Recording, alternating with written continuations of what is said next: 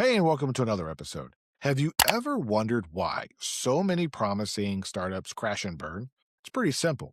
Talented founders, especially in the tech space and AI industry, skyrocket to CEO status overnight without the leadership toolkit and framework to handle it, leading to costly mistakes and sky high failure rates. Today, I am thrilled to have Bill Miller, seasoned tech executive, CEO advisor, and author of What Every CEO Should Must Know 37 Secrets to Lead with Confidence and Power. And Bill shares real stories, frameworks for decision making, strategy, and turning chaos into success. So let's get into it. Bill, welcome to the show. Thank you very much, Tim. It's great to be here. I was excited to have you on the show. We did our discovery call, and then you have a wide depth to your experience. So, can you talk us through how you went from engineering to executive leadership?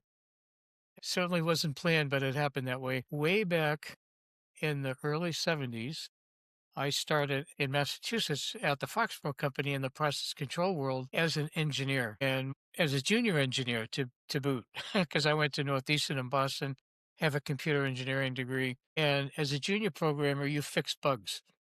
It's all maintenance. But you learn working with all these super smart people. The other thing that hit me early on is that I loved being involved in advanced technology and things that weren't released yet. So I was always on, the leading edge of technology ever since I was in seventh grade, which is interesting because I was a teenager involved with computers before computers were really a big thing. And because I was more of an outgoing kind of guy, the sales team approached me take several trips with them, but I was on the technical side. But there was always custom things that they wanted done. So they wanted an engineer. And by the way, I had a full beard back then, so I'd wear a three-piece suit. But I would, when I would go into the customer site like Exxon or did quite a few international deals, both in Israel and Saudi Arabia and the UK, all over the world I traveled. But I would walk in, they knew I was a technical guy. But the customer used to tell the salespeople to shut up and let me talk. So I knew that there was something there that I didn't know I had. So eventually I moved into the sales group as a home office account manager, but I did all the custom quotations that all of these process places customers wanted. And that moved me into the sales and marketing side of things. And I held some interesting titles which mean nothing except my pay grade back then. And so I had this thing about being a product manager. So I ultimately left after 13 years at that one company and moved into the computer world and went to work for Prime Computer, which was around in the mini computer space. And then I went from there to the West Coast and I worked in the chip side of the business. And every time I moved up and finally got my first director slot. And then I said, okay, well, this is interesting. I really wasn't the best guy technically, but I knew what I was doing, but I wasn't the PhD. Most of the guys I worked with were all multiple master's degrees in chemical engineering and stuff. That's not me. So I ended up being on the management side of things. And I kept getting all these opportunities to become director. And then I became an interim vice president at Rockwell, which is very well known for bombers, but I was on the commercial telecom side. And one of the things that was interesting is I took a temporary job while they were trying to hire a replacement for somebody. And I did such a good job with this team that I got the job eventually. And that happened to me twice in my career, Wow. where I got an interim job to fill in while they were recruiting for somebody, and I did such a good job that I moved up. So over the years, I learned that I have excellent team building skills, excellent communication skills, things that I didn't even know they were a process. And what I learned on the way up is that I learned how to make people mad at me. I learned how to get people to do things for me, and I learned how to make people work together. And those were the secrets that brought me through the trenches until I finally became vice president, senior vice president, COO, and Now I run my own small company, actually, a couple of them now. I have four companies actually that I run. Three of them are one person and the other one's two person. But but with AI today, two people can build quite a substantial business. Absolutely. I retired forcefully during at the beginning of the pandemic at the company that I was at in Connecticut, which is why I was in Connecticut when you first saw me. I had moved there in 2014 to be with a startup in Connecticut, technology, data center products, and I ran marketing and I helped train product management because those were my backgrounds, after I left engineering. But the engineers could never pull wool over my eyes because I really understood Hmm. the jargon and the game. So it made it pretty interesting. I was able to achieve some jobs because of that skill, and I missed out on other jobs because of that skill. Yeah, You know, absolutely. some CEOs didn't want their vice president of a function to be friends with engineering.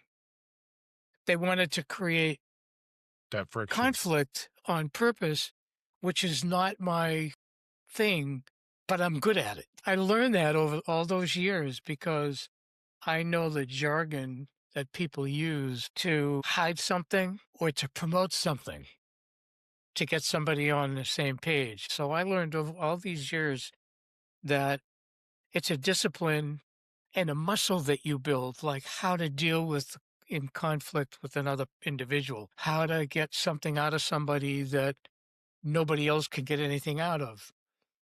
In one job I took when I took over a business unit, I was a GM. And the first thing the HR person said to me when I was onboarding, by the way, you have an F troop here. Do you remember the show F Troop? Yes, absolutely. Yeah. Okay, so he said, you have an F troop here, meaning that nobody likes these people. They're a bunch of clowns. They don't get anything done. Revenue's always too short. And I just took that on as a challenge. And I learned why they were an F troop. My first day sitting in my office after all the HR paperwork is done, the guy who was running engineering for this business unit that I was in came in and said, I wanted this job and you got it. Really. So I'm going to do everything in my power to get you fired. Well, at least he was upcoming about it. So because he was a minority, it took me 6 months to document why he shouldn't be there, and I replaced him. So you just things that you learn that you do and don't do on the job and how to handle those situations are things that I bring to the party in all of my writing, all of my consulting, all of my advising. And because I'm a straight shooter, one of my strengths is also a weakness in some of the larger companies I work for because I don't like to play politics, Okay. if you know what I mean. I get it. Yep. A lot of the stuff that we've talked about in the past, like military, one of the things that I remember when I went through basic training, I was in the National Guard for 6 years. When I went through basic training is in the Vietnam era, and all the people that I was with went to two places, Vietnam or Korea. Mm. And there was something that happened one day. I was just a regular recruit, my second or third week in basic training, and I spoke up and said something under my breath in the early days of my career I used to do. And the staff and the drill sergeant said to me, I don't care what you said. I want you to get down on the ground right now. This is in Fort Campbell, Kentucky. And he said, I want you to count out 2,000 rocks. And oh, by the way, these little pebbles. Oh, by the way, you're going to do them in groups of 10, and we're all going to stand here and watch you. And after that, I learned that you don't speak under your breath. And I made Yep. one mistake in my professional career that on a conference call, I spoke under my breath And you weren't on mute, were you? and we were not on mute. And I got into trouble for it. I didn't have to count 2,000 rocks. But right after it happened, what jumped in my mind? What I learned in basic training that I had prevented the rest of my career. And then 40 years later, I do it again, not thinking. And so in my first book and my second book, I talk a little bit about, when you're on conference calls, you Hmm. don't know who's on the other end of that conference call. You don't know who's listening. And nowadays, everything's recorded. And so you can't do it. You can't talk under your breath. You can't say what you really mean. unless you have intent. And so a lot of the CEOs today, they have so many issues. Remember, day one that you become a first time CEO or a founder CEO, or even just a co founder, you have a function that you're responsible for. But the techies, they think that they can do marketing, they think they can do sales, and they can't because they don't understand them. And so all of a sudden they have all this stuff on their plate and they they're just loaded with chaos, but they love their technology. I'm mostly in the tech space, although I have a client who's not in the tech space. He uses technology to build his products, but he's not in the tech space. The same stuff really applies.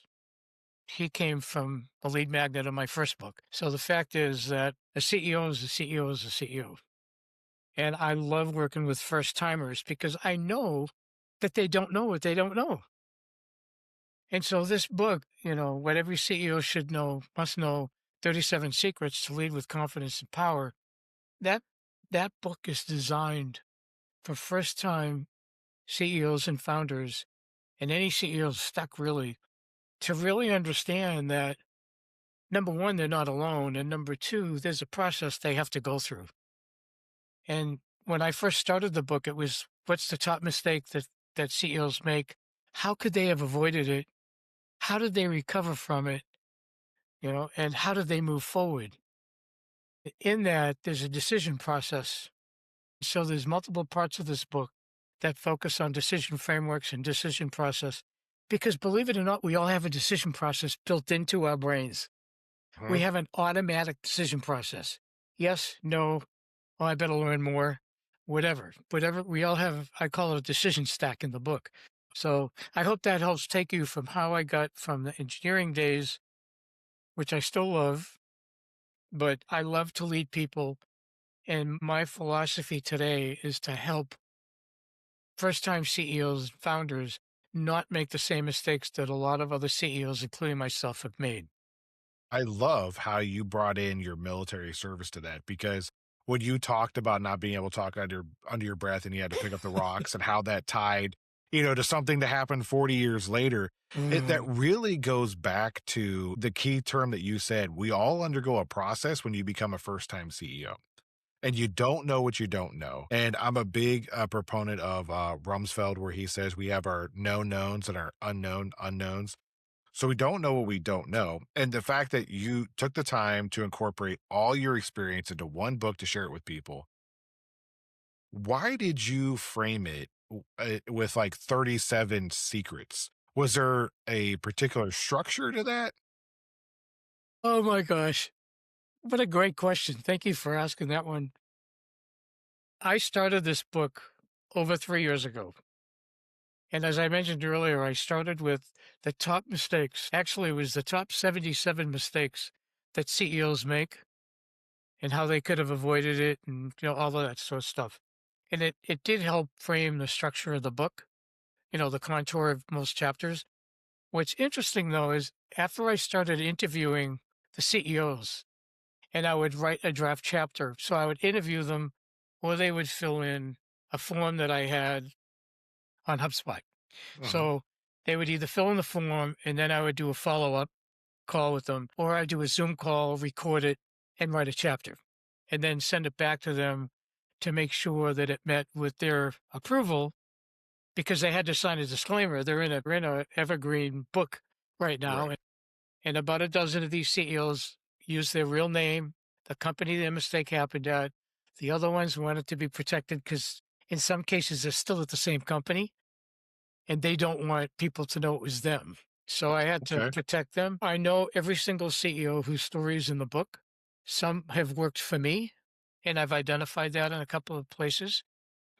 Robert is somebody that I work with all the time now, but he gave me the negotiation chapter, which is one of my favorite chapters in the book because it replaced something else, but it became one of my favorite chapters because from day one, you negotiate. Actually, from pre-day one, you negotiate if you're getting investments. So you really need to build a muscle on negotiating with your spouse, with your people, with your investors, doesn't matter who. And in my case, going back to the 2000 rocks, if I shut my mouth, I I wouldn't have had to try to negotiate my way out of that, which I tried, but didn't work. I just got Absolutely. into deeper trouble. Do it in front of everybody while they wait, and they get pissed off at you as you're counting. Yep. Think about that. Just think about it. We're right outside the barracks door, and of course, they're all stones around the steps. Yeah. And then the the group that I was in, the barracks that I was in, they're all waiting for me, and they couldn't go eat breakfast until I finished. So, Oh, yeah, that took it their food time. Can't mess with people's food. Like, that's a big no-no right but there. yeah. So anyway, so as these chapters were around 1,000 words, I said I'm not writing a 77,000 word nonfiction business book, so I had to cut it back. So then, as I would started to write the book, I didn't have the 37 secrets until much later in the cycle. It was before I went to my editor, which is a professional editor. Uh, but as I started to go through the book, I had multiple secrets in a specific chapter. And then I would read my draft and I said, this doesn't work for me. I need to have a way to refer chapters. I wanted each chapter to be uh, an individual story with the takeaway. Okay. And there's more takeaways in fact, in every chapter, there's more takeaways than the secret, but the secret played well because there's really one root Mm, of all the takeaways. And that was the most important part of it because they really are, they're, they're obvious secrets. So take the name of, stating the obvious. It really is stating the obvious in so many ways, but there's a real story that goes with each one. And so I ended up with 37 chapters. It did change a couple of times before I went to the editor, but when I went to the editor, 37 Secrets was done. The title was done. The chapters are short. If you want to learn about certain things, you can go directly to that chapter, although some things like the decision process, self-awareness, which is so important to first-time CEOs, actually to all of us, but so important to first-time CEOs. The self-awareness is really important. And if somebody reads the book and sees themselves, my God, I never thought of that. That's when I hit home. Here's what I love about it is that it's real stories, real frameworks, and it's applicable. It's not just one person's perspective and point of view, and it's not some like pie in the sky stuff that you can, just, oh, that's great. It worked for this one person, this one situation, and this one thing. It is really relevant and practical application that you can take into effect. I want to touch on a point though that you said a lot earlier, which was that AI is changing the decision framework for CEOs. So I was curious about that. If you could kind of like package that up. So how is that really changing? And is that addressed in your book? So I talk about AI in places that it's being applied. It's really rudimentary in the scale of AI. But from a CEO's perspective, you can build your own GPT, Hmm. which I've done, train it on me. If you get the paid versions, you can protect it from going out to the LLMs unless you want it to. Like a lot of my stuff, I want it to go out there because I want to be found in searches. Okay. But those are some of the things that you can build. If you have your own decision stack, you start to build how do you make decisions? How do you communicate and collaborate with your team? What are the things you look for? You can quickly just go to ChatGPT, your own GPT, not somebody else's, type in the situation, and it'll give you a framework back. So I've built my frameworks into my own GPT. So if somebody asks me a quick question, I can give them a quick answer. But really, all of my stuff also applies to all leaders, which is, one of the a potential new client is a very senior vice president at a multi-billion-dollar company struggling with dealing with his CEO.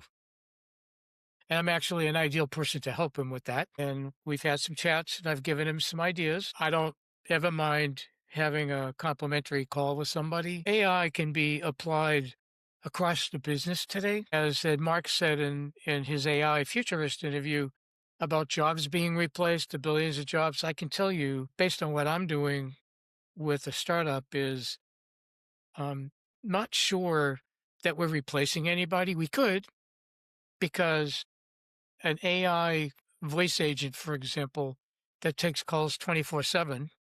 Nobody works at these companies on weekends. They're answering machines or an Right. IVR. If you want to call service, you press 1 for sales, 2 for service. And sure, you might get a 24/7 support line if you have that service. But then the AI agent can go directly to the knowledge base and pretty much answer all of the level 1, level 2 questions. Hmm. You need to know when to put those in, when to make those decisions. That was part of your discussion with Mark, is how do you know what's the signal versus the noise, right? Yes. So in this particular case, I think all first-time CEOs and founders today, especially AI founders, don't really understand all the elements of a business. They're lost with the business paperwork. They're lost with contracts and when do you hire a lawyer versus not. And if they just go to ChatGPT, who can write contracts? They're generic contracts that don't take into account your business. You still need to spend that money. There's certain fundamentals you need to do. And I spend a lot of time in this book talking about hiring and hiring, when to hire, when not to hire. And there's some great examples on both sides.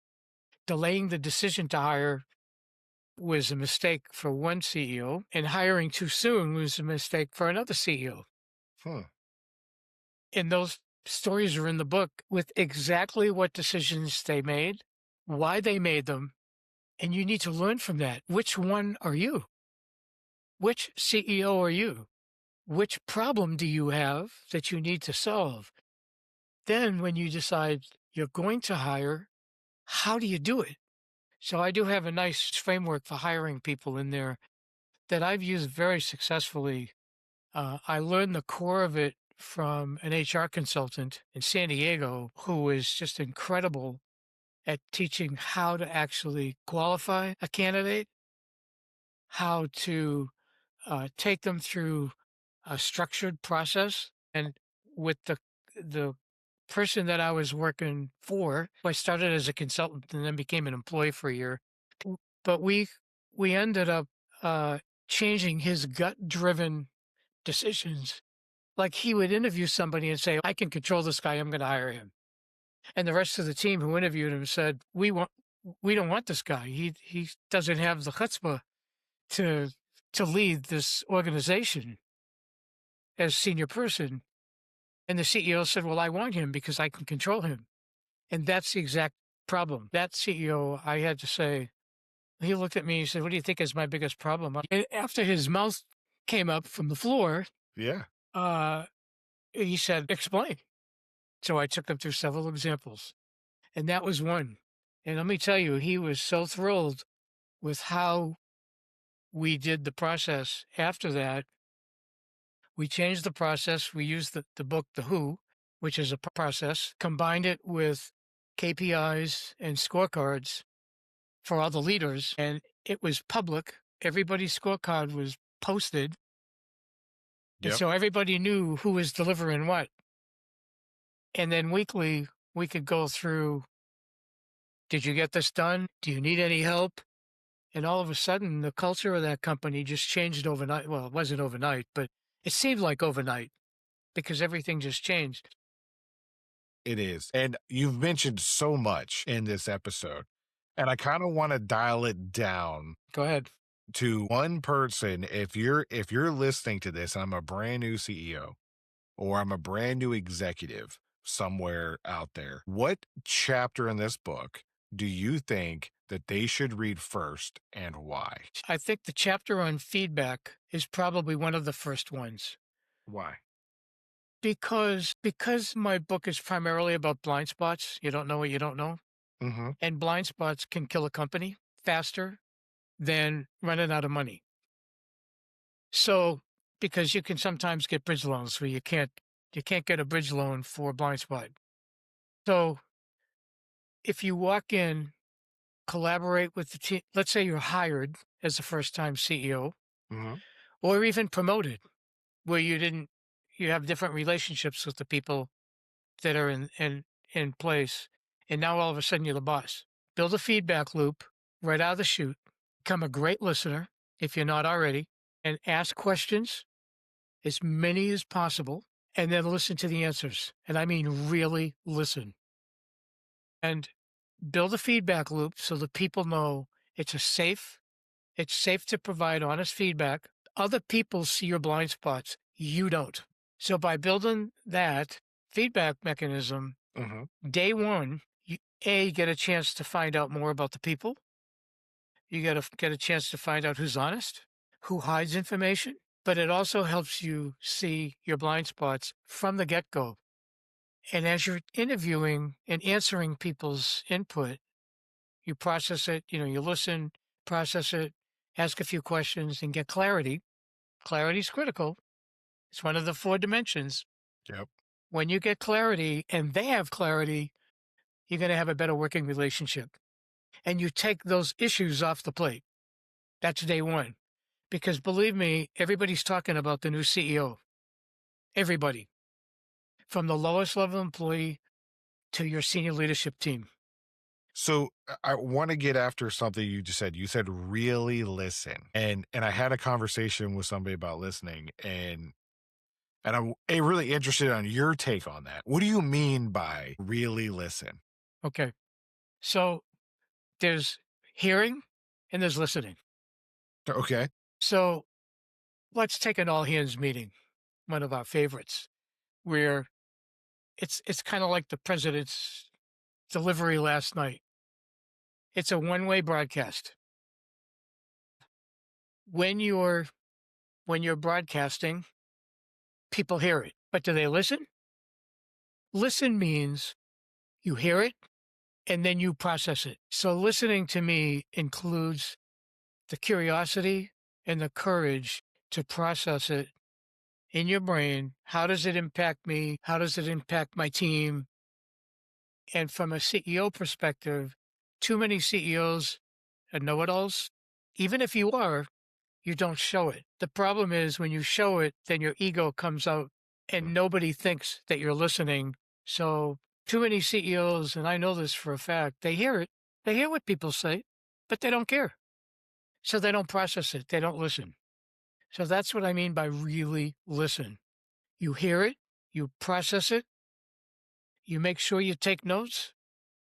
And in fact, in one-on-ones that I had over the years when I worked for other CEOs, I'd say, "How come you're not taking notes? No, it's great. Yeah. I just told you something that's really important to this business. Don't you care?" So, I mean, that would get me in trust. One of those things that might get me in trouble, which it I did. think that's okay though, because it might bring up a point. Because you said that they're type A personality know-it-alls. Mhm. And maybe because I am a victim of my own experience, like, I know I don't know it all. And so I always ask a lot of questions because I'm very curious and I want to know. And so if I ever come into like a situation where it's like, hey, you're put in charge of something, it's like, well, now I'm asking questions because I'm curious. I want to learn. I want to understand. But if I'm talking to somebody and they're like, hey, how come you didn't write that down? That's important. Well, maybe I didn't realize it was important. So I appreciate you bringing it up. How often do you find that maybe sometimes because they think they know it all, they don't, and it needs people like you, Bill, to be like, "Hey, like this is important and you don't realize it's important." You really want to know my opinion on that percentage?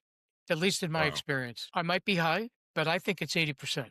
So if you're listening to this and you're watching this and you're a CEO, I want you to like comment and let us know what you think. Are you part of that 80%? I'm dead serious. If you're part of the 80% and you're like, I really don't care, let us know. You don't have to call it your company or anything if you could do it anonymously.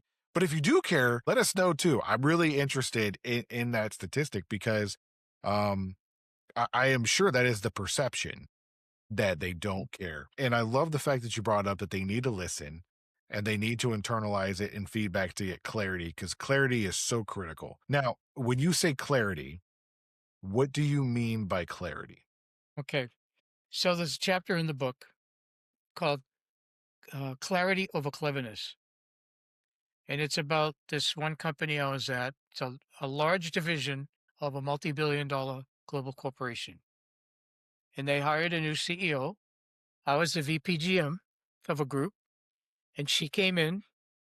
I write about her in the first book, The Cyclone, and I kept her name undercover In the second book, I think she's retired now. I think she's social worker or something.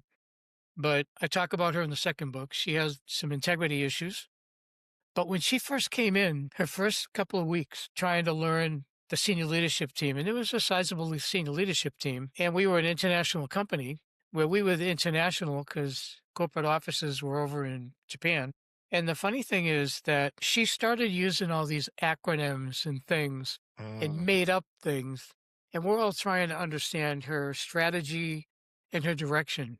And she came up with all these mnemonics that meant nothing. And she kept talking in circles. And like I said, the people are talking about the new CEO. We used to meet amongst ourselves. We go out to lunch or have coffee or whatever and say, "Do you know what she said?" "I don't know what she said." And we're all senior people. I mean, we're senior vice presidents or general managers. We couldn't figure out what she said. It's all about clarity with this situation. If she said, "This is what we're doing, this is what we're going to call it, and if you have any questions, ask away," she never did that. She just said, "Here's the slide presentation. Here's what we're doing. Go do it." And nobody had a clue. And there's a couple of examples very specifically in that chapter where I give the words that she used, the mnemonics that she used, and then the reader will be able to see why there's a lack of clarity there. mhm. And it's not about clever, it's about clear. No, as you were talking, I was reminded about the time where I worked with the Department of State, and have being in the working in the Secretary of War, Department of War now, whatever they want to call it. We have our own acronyms, and I got to tell people don't use acronyms and jargon. When I worked over there, it was even worse, and I had to ask people like, what does that mean? Because I'm not that smart. Right. I'm just the dumb army guy here.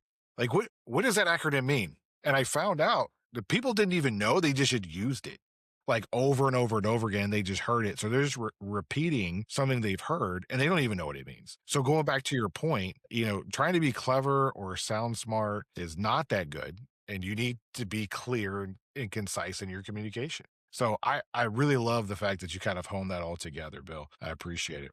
So as we wrap up, is there anything that I didn't ask you or we didn't talk about that you're like, you know what? I really wish that you would ask me this question or talked about this?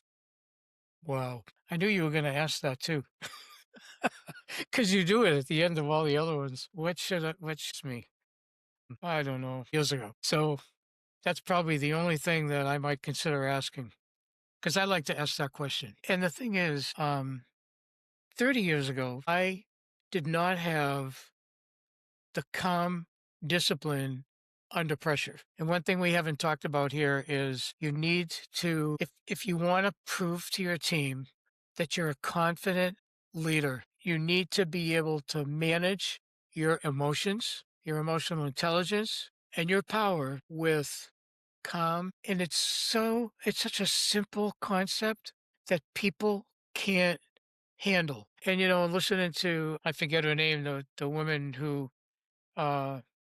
who's from HR who does the neuroscience stuff. Hmm. So I've attended several neuroscience coaching sessions at coaching.com, and it's actually, the stuff is really good and it's true, but I'm not a neuroscience coach. I don't ever want to be because I'm a down and dirty leader coach. I want to help people with the fundamentals. I'm a big fundamentals guy.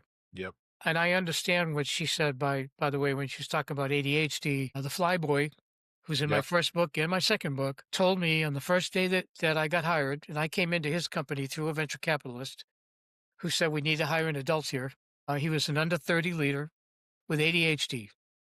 And he said to me, he said, "My biggest problem, Bill, is I'm ADHD, but it's also my biggest strength." And for me to work with him, and I was there for 4 years, to work with him, it took me some time to understand how to break through his bad habits. He'd have a big meeting that he'd call, and he'd answer every phone call and every text and stop the flow. You can't do that, but that's what ADHD people do. So you have to figure something out, and it's different based on the personalities. Now, she got into the details of that, and she could have probably helped him differently than I helped him. I helped him with this concept of think about the amount of money you're investing in this room to take a call from a friend or your mother or your father or your brother, whoever. Hmm. Just call them back. But there are things like that that people need to learn. But for me, my early days, I was so passionate because I love leadership. I love technology, and I've combined them here in the late years of my life to help people. But I was a lunatic. I was reported to HR from yelling at, my peer vice presidents, for example, at one particular company. And the HR guy, when he got the call from three secretaries, we used to call them secretaries before admins. This is a long time ago now. And he said, they'd say, Bill's a lunatic. He's up here yelling at Jay. And I had every right to be doing that, but it should have been done in closed quarters, Mm. not in open quarters. That was the last time I ever did anything like that because the HR guy who was a friend of who I liked, I had befriended him. He said, what did Bill do now? Yep.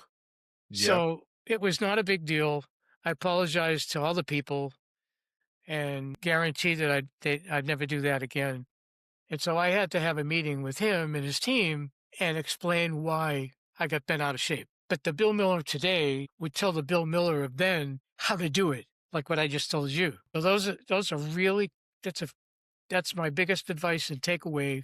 That's non-book related, and I have learned that, and I try to coach that today. Pound your fist on the table if it makes you feel better, but don't do it in front of your employees. Absolutely, Bill. And I know that there are several people out there that need to hear that because it's so critical in today's environment that we need leaders who are calm, understand emotional intelligence, understand themselves with a sense of self awareness.